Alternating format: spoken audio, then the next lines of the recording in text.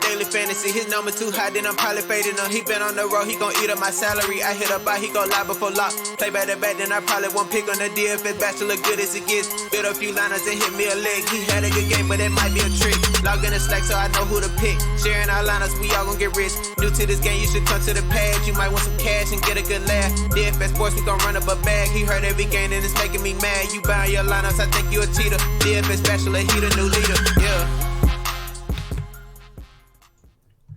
What's up, everyone? Welcome back to the Bachelor Pad. I hope you all had a wonderful Easter. I am your host, of course, the DFS Bachelor, and I am joined, of course, by our League of Legends super DFS analyst at League of Items, Mr. Mike. How you doing this morning, brother? Good morning. Good morning. It is officially the afternoon. Oh, yeah.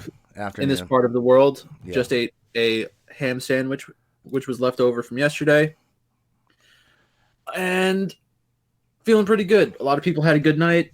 The almost perfect lineup crushed it yesterday. Yep. Could have done a little better if like mixing around captains and stuff like that, but it was just such a straightforward slate. I think everybody had the correct read on it, which was that the favorites were going to win. Yep. And like I think first place chopped like 10 or 15 times, and then second place chopped like 30 times. Yeah. And then in the top 200 there was like a 50 or 60 person chop, so it was like everybody was all over it, and the chances of being really unique on that was low. Yeah. So I mean, it's basically like all these Draftkings slates are just showdown slates in terms of like how much these teams get like duplicated, which kind of sucks. Like I wish Draftkings would actually do something to fix it, because right now I think the two major problems with DFS for League of Legends is the number of duplicates and the number of entries that like the people at the top can put in being 150. Right. I just think it's not really representative of it's not like, I don't think the average player should be limiting the max players, but 150 of doing like double stacks, it's not like there's a ton of unique lineup combinations out there to begin with. Sure.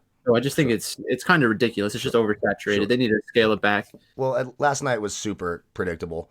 But first, before we get into all that, I want to say thank you for all your support. I hope you all had a wonderful Easter. Thanks. If you are new to the channel, welcome to the team. Be sure to hit that subscribe button down below. Hit the like button. We really appreciate that. We're just making winners. People are really learning a lot and doing really well. My Twitter timeline was just flooded with screenshots. The Slack's flooded with screenshots. So it's going really, really well. We appreciate the likes, the subscribes. It's truly humbling. Cheers to you all. I would have had a great night, but I am the window licker of the night. As you know, we do that. I just was my mind. Well, I started drinking mimosas very early, and that carried on very, very late. And I just didn't register that QQ wasn't starting. So I had the perfect lineup with like 600 and some points, and his sub with 90 points on the bench. So I ended with like 620 something with 87 points that I should have had, but I'm a freaking idiot. And just, it hit me at 3 o'clock in the morning when I'm on the toilet. The game's about to start, and I'm like, oh shit. What have I fucking done? What have I done? I'm such an idiot. Made a beautiful shepherd's pie, had a wonderful day, and I screwed it all up. But there is a silver lining I want to say before we get, it's a little off topic, but for those of you who are waiting for your stimulus payments, I did get mine this morning. I know there's a lot of like weird news information that people are lying, blah, blah, blah. I'm not bullshitting you. I got it in my account like 30 minutes ago. So check your accounts. It's coming. There is hope.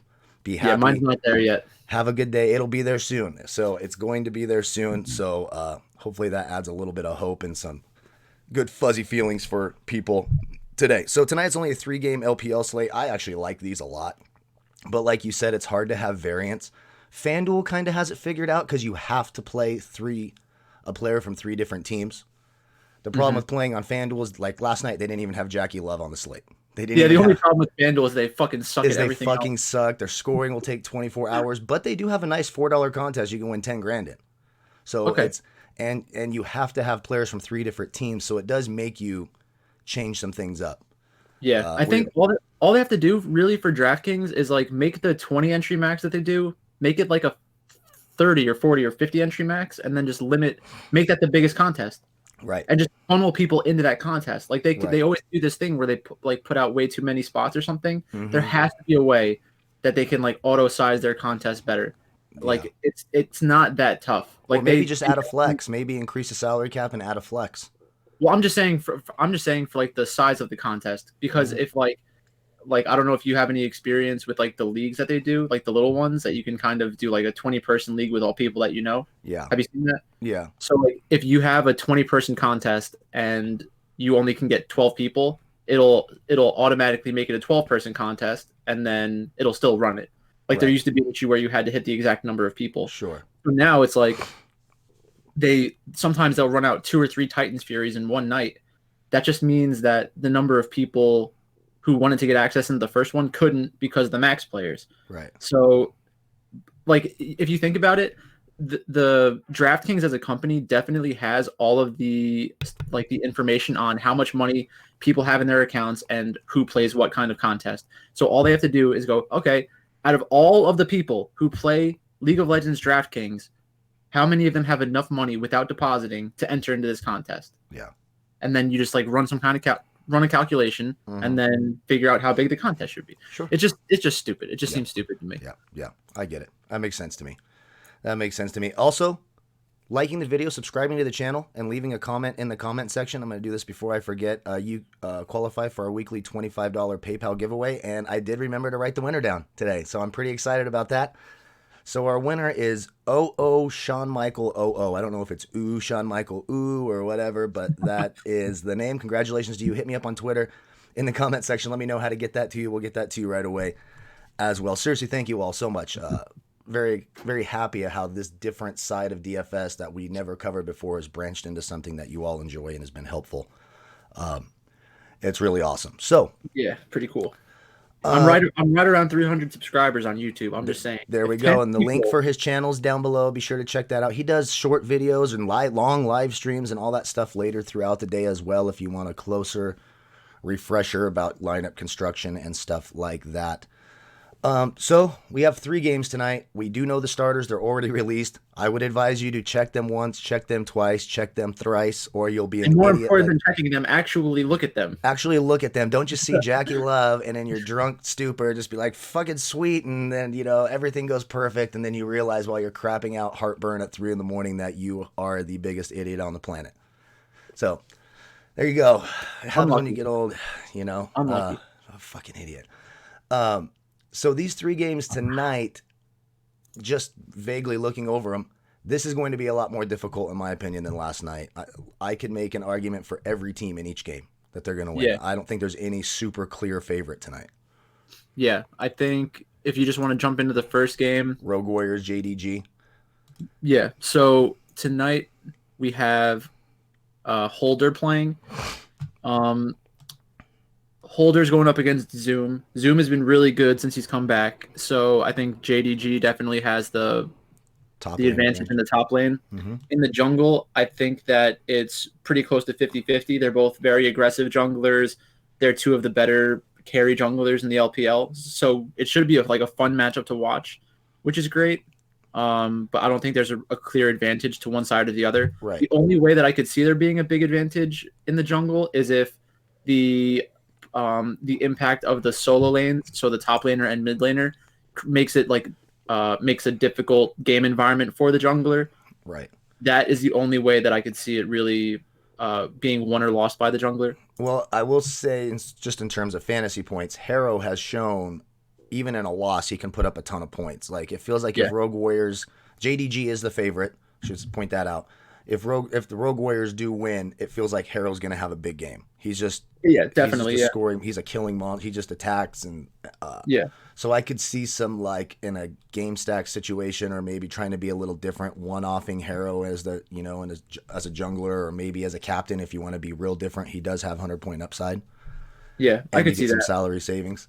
Yeah, I don't know if I would game stack it because of the way that the other ones are setting up. Right. Like, it obviously has a chance to be good, and it has a chance. I just think that with Harrow, we haven't seen it recently where he's been kind of shut out of a game, but it could happen against JDG. So I wouldn't go crazy exposure to Harrow, even if I think that they're going to win, because I think that it's somewhat inevitable that we're going to get a matchup where It's like 2 carry junglers. It's just going to be extremely volatile. So if a perfect example is like Karsa. So a couple slates ago when Karsa played against who they lose to, the one that like it was after they made me hate them. Was It it happened again. Bilibili Gaming maybe Yeah, or it might have been that one. So like Karsa played an Elise game. Elise is a champion that should be able to carry, and he went like 0-6-3 or something. So even though you're a carry player and you get a carry champion, if the game goes sideways early on, like everything else could be set up correctly, and you just get screwed. So just be careful. Gotcha. With that one. I think that JDG and Rogue Warriors play a similar style, so that's going to make a lot of people think that Rogue Warriors is like super close in this matchup. But just because they look like they're playing the same game doesn't mean that they actually are. I think JDG is definitely the better team. Right. And it's like I will have exposure to Rogue Warriors, but yeah. they've been much better lately, Rogue Warriors, but I completely agree. Like JDG feels like the safer route. What about the mid laner, Yagao versus Wooming? Yagao the advantage there. I think that Yagao is not the kind of guy who has been like creating gigantic leads in the game. He is more like attached to the upside of his teammates, and he's not going to create the winning difference between the two teams, but he'll be able to capitalize once there's a goal difference. Right. So with Wooming, I didn't know that he played in the last set. So I guess they lost the first game and they subbed out their mid and their top laner. I'm guessing that's what happened. So if he can play well against RNG, that means that he was up against Xiaohu. Let me look at the champion pools. So what do you think about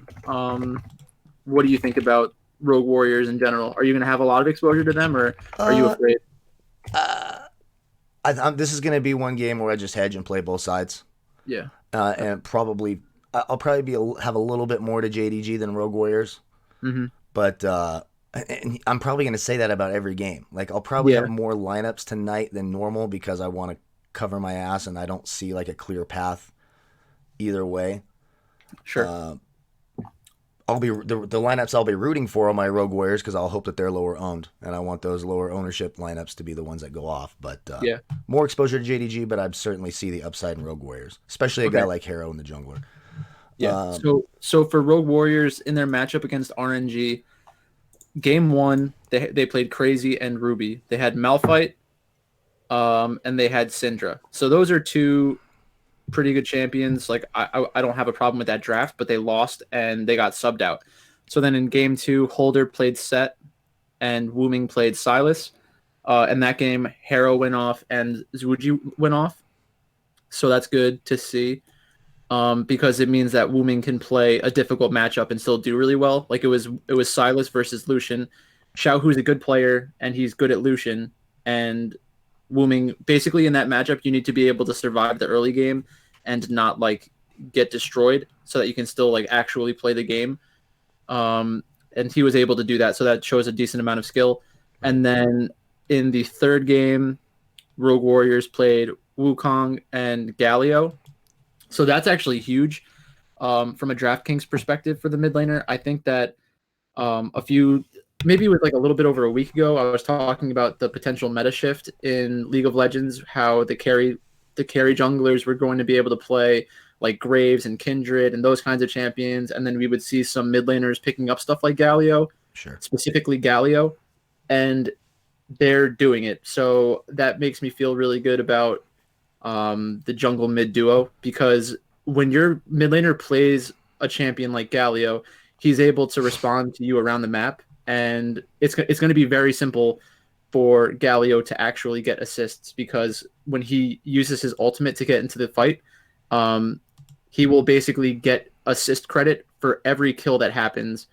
Right, which is huge. Like, yeah, so if he doesn't even have to do damage at that point. So he ults in onto, let's say he does it onto like the carry, the AD carry who's doing most of the damage in the fight anyways. Mm-hmm. Any person that the AD carry kills, Galio will get an assist for. So that's a very big benefit for DraftKings. It like significantly increases the floor of the champion, and it also increases their ceiling because their assist upside is going to be just gigantic. Right. So I like that a lot. Yeah, I think who was it? The mid for Rogue Warriors had 33 assists in 2 games in that last game. 33 assists. That's a huge number. Yeah. So in game 3, he had 20. Yeah, that's which massive. is wild. That's Last night, Knight from Top Esports had 19 kills in 1 game. That's incredible. That's incredible. It was insane. That's insane. At the 80 carry, Loken and Zwuji. Yeah, they're. I think that they're probably very similar in terms of skill. Zwuji has been a bright spot for Rogue Warriors throughout the split. Like when they're winning, he plays.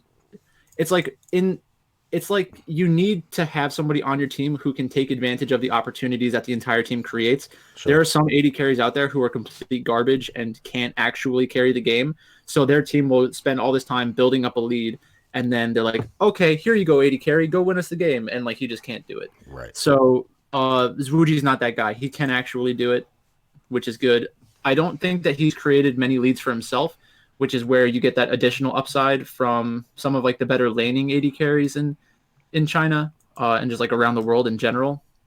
But then we have Loken, and Loken is kind of similar. I'm not impressed by Loken for the most part. You have a lot of these matchups where they go like 2-0 or 2-1, and he doesn't always break 100 points. Right. Only twice in the last 10 games, but his last game, 12 kills, 19 assists, 105 points against Invictus Gaming. But you also see the 2-0 games against a team like LNG, and he had 57 points, and they won 2-0. Exactly. I think part of the reason that happens is because since they have somebody like Kanavi in the jungle, it limits Loken's kill upside. Sure. So the game scripts that make sense for Loken going insane is when Kanavi builds up a pretty big lead, but then there are like a ton of team fights. Gotcha. I think there's also a lot of games where JDG gets that lead and then they just continuously get picks. Right. So that's going to limit the kill upside. Gotcha. And then finally at support, we have LV Mao and Lee, right? I believe those are the 2 starters. Yep. Yeah. LV Mao has shown some big upside. I don't really see that from, I guess, a couple 80-point games in here. Yeah. Who's got the? I think Lay's probably more consistent. Like I think his fantasy points reflect like how well Zwuji does. Just meaning like when they're trying to put Zwuji in a position to succeed, a lot of the time it's because Lay is involved. Whereas LV Mao, I think it's the same thing. Since the 80 carry has a lower kill upside, the support has a lower assist upside and like significance for the team. So he has in 3 of his last 4 games put up 31 assists. Okay. It's not huge. I mean, he's 72, 83, and 91. I mean, he's 4,400 in that 9,100. That you'll take that at 4,400. You'll take that 91. Yeah, against RNG. Yeah, the 41 assists for Lay is. I mean, it just shows a little bit more upside. Sure, and I mean, it's so attached to like how does the team perform. So I think that we could easily see LV Mao on like a 40 assist performance tonight, just based on how the game script plays out. Like gotcha. if the lead is created through the jungle, in this matchup, I think that we could actually see like low kill scoring games, because when you're a carry player and the other team is kind of like invading your jungle, taking away some of your camps. Title of your sex tape, invading your jungle. I like that. Okay, yeah, like nice. it's just like you don't have the same amount of like agency in the game. So a lot of the plays that you would otherwise go for are just not available to you. And if Rogue Warriors is built around if it's really built around Haro and like he is the key to their success, then having him be behind is going to be a huge problem. So I really do think that that's going to make them feel uncomfortable and not want to fight from behind. Gotcha. So I would be careful with Rogue Warriors. So many sex tape titles. So many make them want to fight from behind. I wrote down invading your jungle. That could be my fantasy football team next year. So invading the jungle is actually, that's like a real League of Legends term that we use a lot. Beautiful. Because I love it. Because like you have the jungler, you have the jungle on your half of the map is considered your jungle, and then every time like you go across the river into their side, that's considered invading. Right. And yeah. Your jungle should be considered yours. That is your jungle. And it shouldn't be invaded. I mean, I don't know. Anyways, I digress. Game 2. Vici Gaming and Sunning. Another tough one for me. Vici Gaming is the favorite. Upside in this game, of course. Both teams can go off, and they're a little bit cheaper. Like Sunning, you're getting good price for Sunning today. If Sunning wins 2-0 and puts up the points they're capable, like Juan Fang at 10-8 in the captain spot, I think is a really nice salary relief. So I'm sort of leaning towards Sunning in this one, just the upside.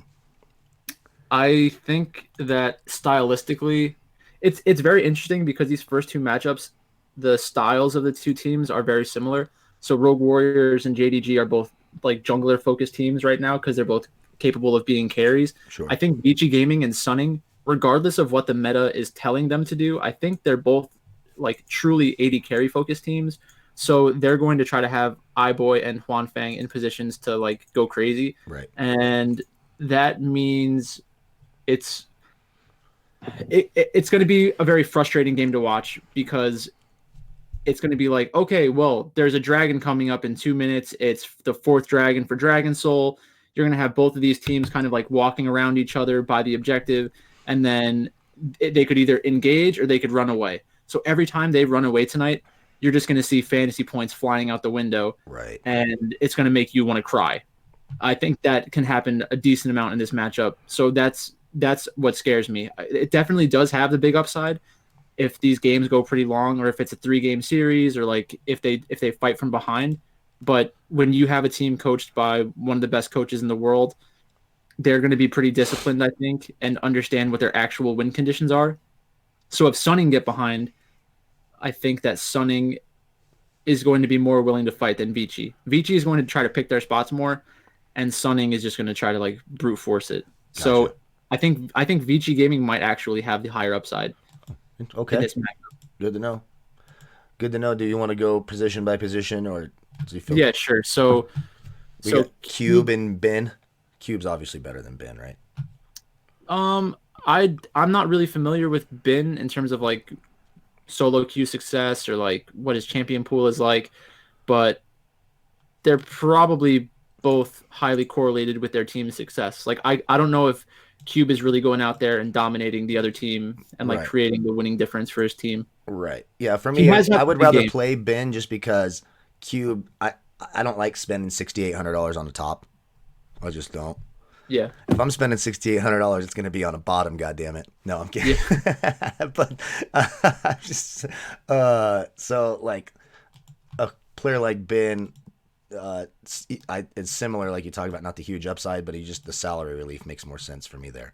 Yeah, and like he makes sense as a part of a stack. Like nobody's gonna call you a psychopath for putting together a stack that includes him. It's just he's not the shy. That's basically all I'm saying. Exactly. So then in the jungle we have Aix and S of M.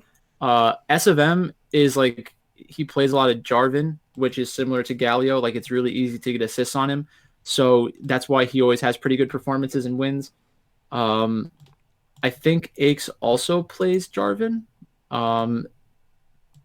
Maybe I'll take back what I said about VG Gaming. Maybe they don't have higher upside. If VG Gaming is ahead, I would expect Sunning to try to contest.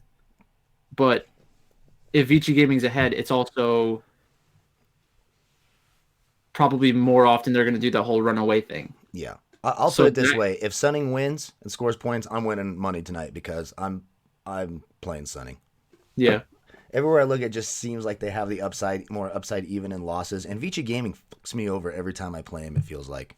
Yeah, I just think that when you're playing against Vici Gaming, I could see them being like a little bit more passive than other teams because it's more calculated. Sure. Like if they go in, if they're behind and they're thinking to themselves, can we actually win this dragon fight? And they know that they can't win it, then I don't think they're going to take it. So, Gotcha. But other teams would be like, we have to do it. We don't have a choice. Until Chieftain plays, Vici Gaming can fuck off in my eyes. I want Chieftain, unless they're playing V5, of course. Anyone playing Victory 5. That's just a rule. I don't care if it says the shit your dog took this morning versus Victory 5, then you just stack your dog shit against Victory 5. Right? Fair enough. All right. At the mid lane, Forge and Angel. Yeah, the more I look at Vici Gaming, the more I remember how annoying they are to, yeah, exactly. That's have as your players, because they sometimes just don't take the fight that you need them to take. Right. Angel does have pretty good upside. If you have Huan Feng as your captain, obviously you want to have some Angel in there. I think Angel had a good Kassadin game last contest or 2 contests ago, and that's the kind of thing we want to see. They're red side, so in game 1 and game 2, there is the possibility of Angel getting a counter pick and just going crazy, but he doesn't do it often. Right. So you can't feel overly good about it. Gotcha. And then in the bot lane, iBoy and Huan Feng are both pretty good AD carries. People have been like super critical of iBoy this year, saying that like basically what I was saying before about Zwuji, how like when his team gives him opportunities to win, like he can actually win. People are saying that iBoy can't win, and I don't think that's true. He is like a highly touted player, and he's played on some very good, like for some very good organizations. So I have to think that the talent is there and that he has the potential to do it. It's just that he doesn't do it often. The upside just hasn't been there. The huge games haven't been there. The dominant. They have been for Huan Feng, but there's also that scary floor for these Sunning guys. They can just crap. They'll just give up, right? They'll score 15 points and they'll just get slaughtered. So there is a risk there, definitely. Yeah. So when we look at that one point on March 30th and April 1st, LNG and E-Star, Vici Gaming beat both of those teams back to back, and they scored 99.4 points and 104.26 points. So having the third game be a loss and still putting up close to 100 points, that's good. Let me look that one up actually. So what's your favorite stack for Sunning tonight? Like I want Huan Feng, Angel, and I want Sword Art, because Sword Art, the salary relief, he's down here at 4,600, and I know he can score 100 points as well. Yeah, Sword Art's pretty good. I like I like correlating him with Huan Feng. It doesn't always work out, but it seems like in those games where Huan Feng has big games, Sword Art's there with 30 assists. Has a chance to really go off. And I love the salary relief. Good. Yeah, and he's at 4,600. I like that price. Even for a one-off, even if I'm stacking the other 2 games, like maybe I'm, doing an LGD, JDG stack or whatever, I don't mind one-offing Sword Art for salary relief in the support either. Going for the upside. So in Vici Gaming's win over E-Star, iBoy in their first game only had 1 kill. He went 1-2-9. Forge went 10-6-4. In game 2, iBoy went 7-3-5. So in a loss, he had a good performance. That game must have went really long and been close. And then in the last game, he went 8-2-8. So he does have the upside of doing a little bit better than the 100 points. So the upside is there, but can he get there against Sunning? Right. I think Vici probably should be the favorites in this from a stylistic perspective. They do play the same kind of play style, but I think Vici Gaming is the better coach team. So, like the undisciplined nature of Sunning, like where they rely on their talent instead of actually thinking about what's going on. I don't know if it's true that that's the case, but it just seems like that because of some of the games they lose. It just seems like they're not really disciplined. So, I would say I do prefer the Vici Gaming side. The upside does scare me because I'm not 100% sure that they can get there. But based off of their other matches, I think they should be able to get there. There's no reason that they wouldn't be able to do it unless their coaches are saying, like, you need to be more, like, paint by numbers in how you're winning games. Right. So, probably do want exposure to both sides. Gotcha. Yeah, I'm right there with you. Third game, LGD versus Bilibili Gaming. Neither of these teams are world beaters. LGD is the favorite, but it feels like every time I play against Bilibili Gaming, they win, and if I stack them, they will lose. They're frustrated. Bilibili Gaming frustrates me a lot, but this one, I don't know, like LGD that much better than Bilibili Gaming. I think that I definitely prefer them as a team. I like their playstyle more, and I like their players more, but it's a situation where Bilibili is tough to figure out. Like, they have beaten some really good teams, and they've lost to some pretty bad teams. Right. Have they played each other this year? They may have actually played already. I looked at all these matchups back to January, and none of these teams have played each other yet. Okay. So I would say I'm never going to completely fade Peanut on any slate that he's on. so I would always want exposure to him if I'm running multiple lineups. It's a little tougher because they are relatively expensive. Right. Like one thing I normally do is I look at the team slot and look at the salaries because that's the one that's most closely tied to the Vegas lines. And then if you look at the difference between that and like the most expensive junglers and stuff like that, Peanut is the second most expensive jungler, but they're the third most expensive team.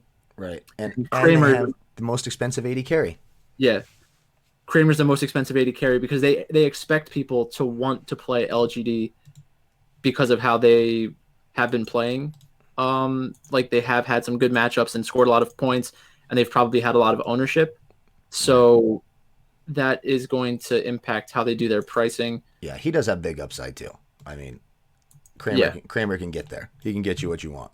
Yeah, and he plays a decent amount of Senna. So one thing that I would want to look at if I wasn't if I was going to make like an actual bet on the game as opposed to playing on DraftKings, I would want to look at Bilibili's most recent matches and see how often they give up Senna, because that might happen tonight. And if that's the case, then Kramer has huge upside and the chances for LGD winning skyrocket. Gotcha. Yeah, and they just seem like they have more upside than Bilibili. I like LGD too as well, more than Bilibili Gaming. I'm just scared because Bilibili Gaming loves to just raw dog me. I don't understand why.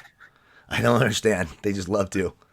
You don't have to make sense of their evil nature. Well, and at the support, even like Kahlua at support, he has big time upside. He puts up points. I like that. Who is that? Kahlua, their support. Yeah, and a lot of that is because of the fact that they play Senna, AD carry. Right.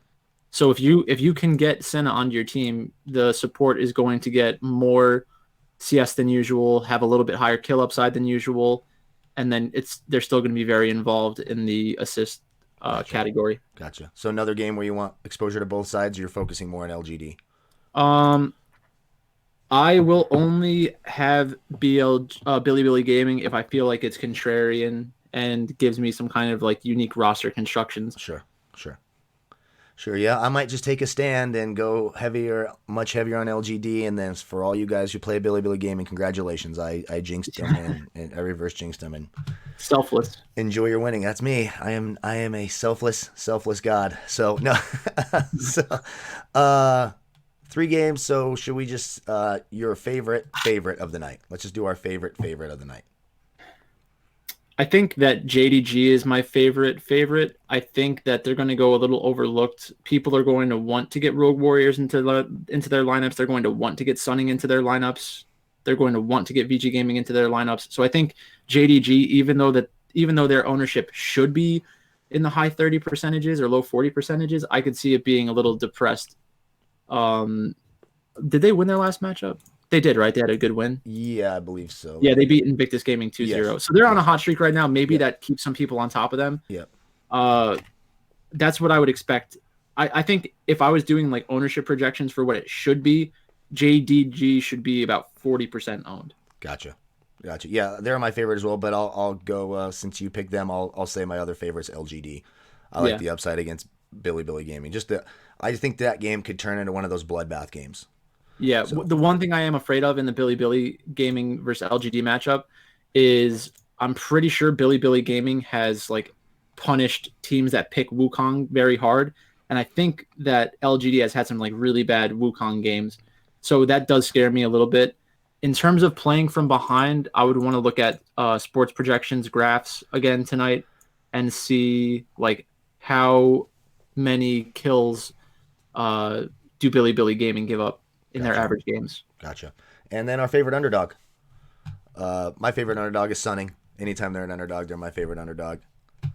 For you? I mean, in terms of what my heart says, it would be Rogue Warriors, but it doesn't make much sense to have your favorite underdog from the same game. No, it does not. That could just mean that I think that it has the highest kill upside. So regardless of which team wins, I think there will be a ton of scoring. Sure. So maybe a game stack. Basically, in order for a game stack to work on a slate like this, you would need Rogue Warriors and JDG to have 3 matchups where the losing team has around 15 kills or something like that. Because I could see games where Vici Sunning is right around 15 kills for the winning team. And then LGD a little bit less. Like I would say that LGD will most likely in wins get around 18 kills. Bilibili Gaming could do a little bit lower than that. So if Vici Gaming, Sunning, and Bilibili Gaming, if those are all going around the 15 kill mark, then a game stack has a chance, but it's a low upside kind of play. Gotcha. Anything else you want to add to the slate before we get the hell out of here? I think don't be tricked by yesterday. You're not going to see the 3 favorites win like that easily. Right. So I would expect a lot closer matchups today, a lot more exciting matchups to watch.